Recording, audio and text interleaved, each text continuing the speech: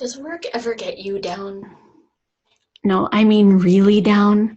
I mean preoccupied, dreading going to work, even getting startled by phone calls, text messages, or emails.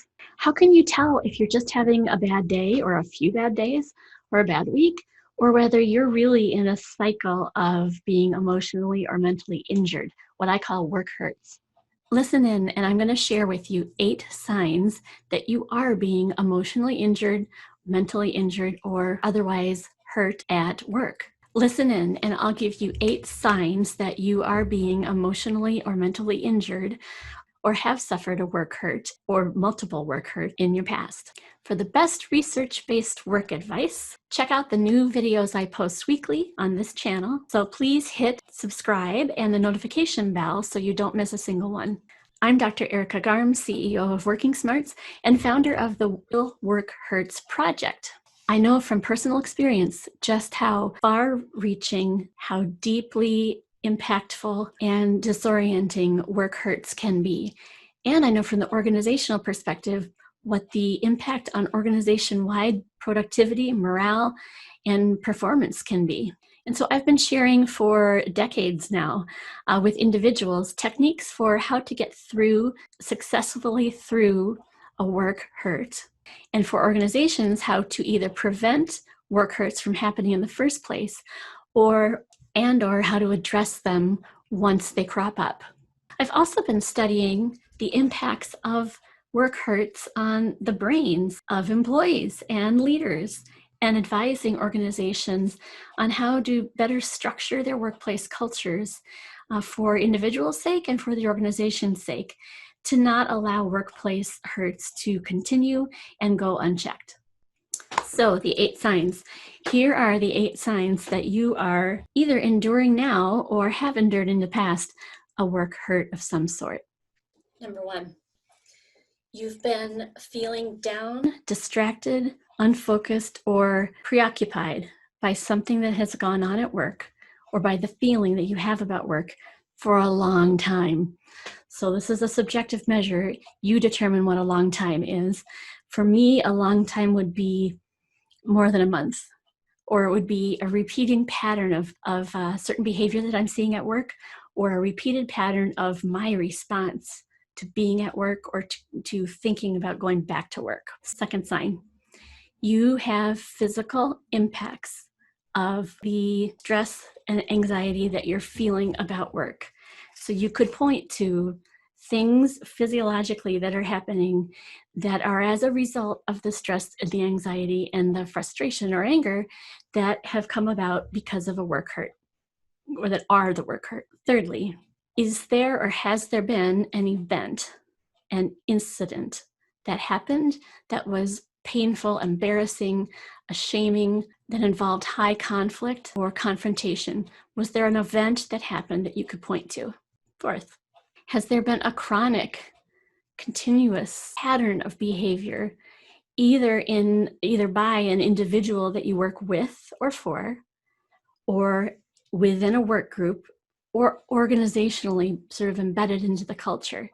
Is this a chronic issue? 5, you have noticed without a doubt that your focus, productivity, enthusiasm have tanked. And you're probably trying to hide it so that other people don't notice it, but you notice it.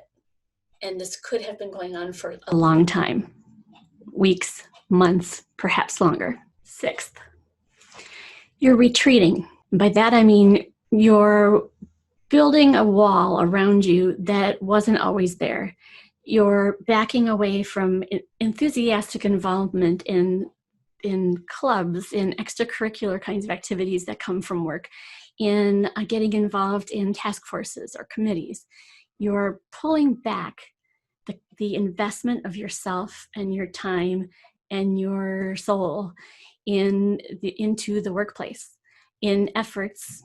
This is subconscious, but the reason that we do that is to protect ourselves and to not continue to put ourselves out there when we know we're going to get hurt. It's like learning that we don't put our hand on the stove over and over again if we know we're going to get burned each time. Okay, so you feel a retreat, or you recognize now that you have been in the process of retreating or withdrawing in a lot of ways. 7, you notice your thinking is different. It's impacted.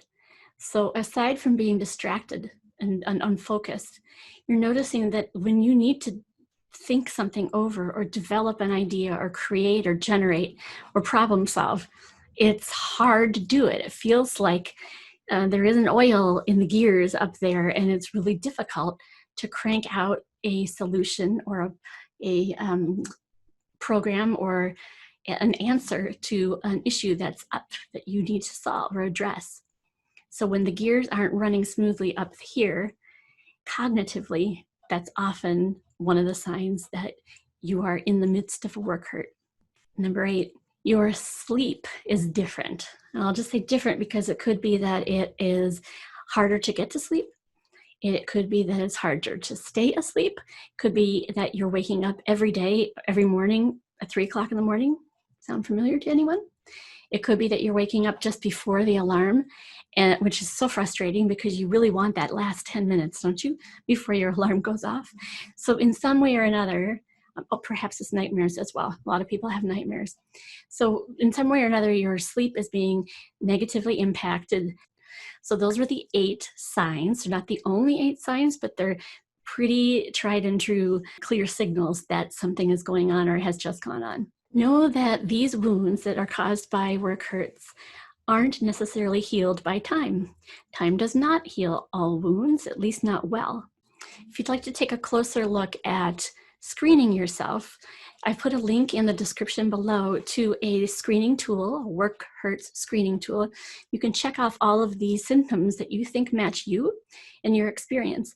And if it turns out that you believe you are in a work hurt, experiencing one now, or have experienced one in the past, and you want to do something about it, my recommendation would be to also look in the description for the link to the short 4 video workshop, which talks about having a work hurt and making steps forward to not just get over it, because that doesn't really happen, but to work through it so that you come out of the other side actually a new and improved version of yourself, more confident, calmer, more resilient, and more productive.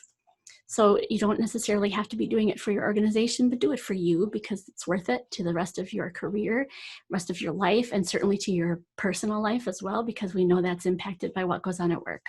Subscribe and the notification bell if you'd like to hear other videos like this. Take care of yourself and others.